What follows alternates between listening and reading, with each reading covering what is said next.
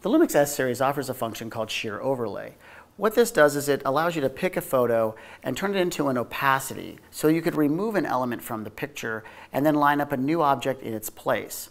Let me go ahead and show you how to use this feature on the S1. Go into the camera's menu. We want to use the cog, also known as a gear menu. We want to choose the second to bottom option, which is called Monitor Display 3. We have shear overlay in this location. Now, before we get started with shear overlay, we want to take a picture of our object first. So we've taken a photo. Go into shear overlay. We're going to choose set.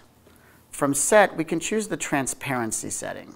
The default would be H, or high. That's going to be a very faded looking opacity. For this demonstration, we're going to choose low.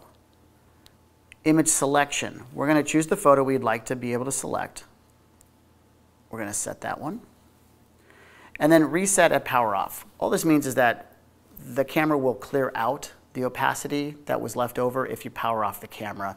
If you turn this off, it will keep it there for you. Now we're ready to go. And you should be able to see right now my hand is just faintly in the image because it has left an onion skin or an opacity of the previous photo. So we're going to remove this lens. We're going to try to line the S on a new lens in the photo.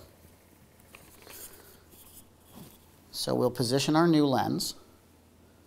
We can see the red of the previous one. We're lining the gray S. And you can see that we now have the line matched. We have the S matched. And we have the focal length matched. We'll now take that picture. I'm going to now shut the shear overlay off. And we'll play back the pictures. Here's the new image. And here's the previous image.